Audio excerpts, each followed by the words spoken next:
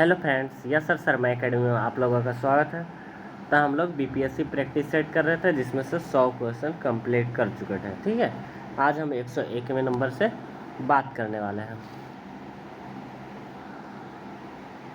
ठीक है, तो 101वां नंबर कहता है एशियाई शेर के संबंध में निम्नलिखित कथनों पर विचार कीजिए।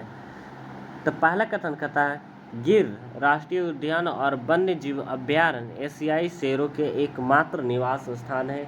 तो ये कथन तो सही है। दूसरा कहता है इसे IUCN रेड लिस्ट में लुप्त प्राय के रूप में सूचीबद्ध किया गया है। ये भी सही है, यानी 1 और 2 दोनों सही है। ऑप्शन नंबर सी इसका राइट हो जाएगा। ठीक है, 102 नंबर कहता है किन्हों कारण बस यदि तितलियां की जाति की संख्या में बड़ी गिरावट होती है तो इसका संभावित परिणाम या क्या हो सकता है। संभावित परिणाम क्या हो सकता है। तो पहला कथन कहता है कुछ पौधे के परागण पर प्रतिकूल प्रभाव पड़ सकते हैं। ये तो सही है। दूसरा कहता है कुछ कृषि पौधों में कवकीय संक्रमण प्रचंड रूप से बढ़ सकता है। ये कथन गलत है। तीसरा कहता है इसके कारण बैरों, मंकरियों और पंछियों की कुछ प्रजातियों की समष्टि में गिरावट हो सकती है। ऑप्शन नंबर यानी 1 और 3 दोनों सही है, तो ऑप्शन नंबर सी हो जाएगा। ठीक है, 103 नंबर कहता है अंतर्राष्ट्रीय महिला दिवस 2023 का विषय क्या था। तो 2023 का विषय था डिजिटल लैंगिक समानता के नवाचार और प्रौद्योगिकी। ऑप्शन नंबर ए। ठीक है, 104 नंबर कहता है ग्लोबल जेंडर गैप इंडेक्स 2023 में भारत की रैंक क्या थी। तो भारत की रैंक 127वां थी। 127वां, ऑप्शन नंबर सी। 105वां कहता है अंग्रेजी वर्गों में साहित्य अकादमी युवा पुरस्कार 2023 किसे प्रदान किया गया था। तो वो था अनिरुद्ध कम्युनिटी के। ठीक है, ऑप्शन नंबर सी। 106 कहता है हाल ही में पीएम नरेंद्र मोदी ने सिविल सेवकों के लिए पहले राष्ट्रीय प्रशिक्षण कॉन्क्लेव के एकीकृत कहाँ किया गया था। तो वो नई दिल्ली में। Option number B. 107वां कहता है जून में राष्ट्रपति श्रीमती द्रौपदी मुर्मू ने किस देश का दौरा किया जो किसी भारतीय राष्ट्रपति की पहली यात्रा भी थी। तो वो था साइबेरिया की। ऑप्शन नंबर ए। 108वां कहता है भारतीय विशिष्ट पहचान प्राधिकरण के नए CEO के रूप में किसे नियुक्त किया गया था। तो ये अमित अग्रवाल को। Option number B. 109वां कहता है लॉस एंजल्स चिड़ियाघर और भारत के वन्य जीव ट्रस्ट ने किस प्रजाति के संरक्षण के लिए बिहार सरकार के साथ साझेदारी की। तो वो थे घड़ियाल प्रजाति के। Option number B. 110वां कहता है भारत का पहला 100% डाइमिथाइल ईथर ईंधन वाला ट्रैक्टर किसके द्वारा विकसित किया गया।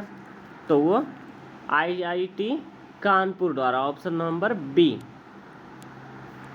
111वां कहता है उद्यम असिस्टेंट प्लेटफॉर्म किस मंत्रालय द्वारा लॉन्च किया गया था।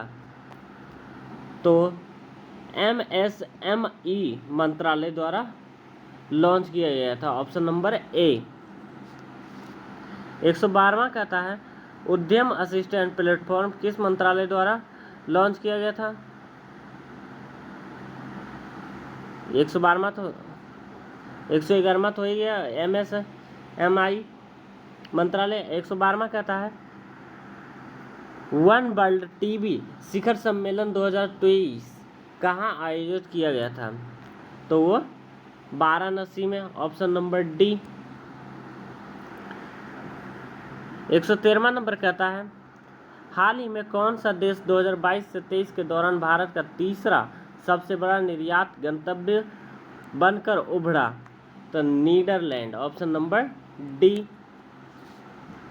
114वां कहता है इटालियन ओपन टेनिस टूर्नामेंट 2023 किसने जीता? तो वो थे डेनियल मेडवेडेव ने। Option number A. 115वां कहता है मई 2023 के तीसरे सप्ताह में प्रधानमंत्री नरेंद्र मोदी के ऑस्ट्रेलिया के प्रधानमंत्री एंटनी अल्बनीज के साथ वार्ताओं के संदर्भ में निम्नलिखित में से कौन सा कथन सत्य है? तो पहला कहता है ऑस्ट्रेलिया बेंगलुरु में महावाणिज्य दूतावास की स्थापना करेगा, ये कथन सही है। दूसरा कहता भारत ऑस्ट्रेलिया में बिस्बेन महावाणिज्य दूतावास की स्थापना करेगा, ये भी सही है। यानी 1 और 2 दोनों सही है। ऑप्शन नंबर डी हो जाएगा। 116वां कहता है विकसित भारत @2027 विश्व पर विशद चर्चा निम्नलिखित में से किस मंच पर हुई? तो वो था नीति आयोग पर। ऑप्शन नंबर ए। 117वां कहता है 28 मई 2023 को राष्ट्र के समर्पित भारतीय संसद के नए भवन के बारे में निम्नलिखित कथनों पर विचार कीजिए। तो नए संसद भवन के 6 द्वार मकर और हंस जल के समर्पित, सरडूल और गरुड़ आकाश को समर्पित और अश्व और गज भूमि को समर्पित। ये तो कथन गलत है। दूसरा कथा नए संसद भवन के बीचों बीच वातावरण में सर्वाधिक ऑक्सीजन छोड़ने वाला पीपल का पेड़ लगाया गया, ये सही है। तीसरा कथा है संसद के दोनों सदनों लोकसभा और राज्यसभा पूरी तरह से कागज रहित है, ये भी गलत है। यानी केवल 2। Option number B. 118 नंबर कहता है भारतीय अंतरिक्ष अनुसंधान संगठन के भू-स्थिर उपग्रह प्रक्षेपण यान GSLV F-12 के अंतरिक्ष में स्थापित किए गए उपग्रह NBS-1 के बारे में निम्नलिखित में से कौन सा कथन सत्य नहीं है? तो पहला कहता यह दूसरी पीढ़ी की दिशा के सूचक उपग्रह है, ये तो सही है। दूसरा कहता यह इस उपग्रह से नाविक सेवाओं का निरंतरता सुनिश्चित होगी, ये भी सही है। तीसरा नाविक GPS की तरह भारत की एक दिशा सूचक प्रणाली है, ये भी सही है। और चौथा कहता NBS-1 उपग्रह भारत एवं मुख्य भूमि के आसपास लगभग 2500 किलोमीटर के क्षेत्र के तत्कालिक स्थिति को समय संबंधी सेवाएं प्रदान करेगा, ये गलत है। ऑप्शन नंबर डी गलत है। ठीक है। 119वां नंबर कहता है समाचार की सुर्खियों में रहा अंतर्दृष्टि क्या है? तो वो वित्तीय समावेशन के संबंधित भारतीय रिजर्व बैंकों का डैशबोर्ड था। Option number A. 120वां नंबर कहता है वित्तीय वर्ष 2022 से 23 में नवीनीकरण ऊर्जा की सर्वाधिक उत्पादन किस राज्य में हुआ? तो वो राजस्थान में। ऑप्शन नंबर सी।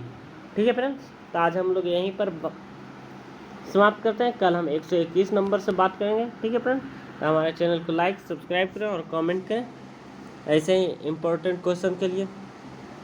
ओके।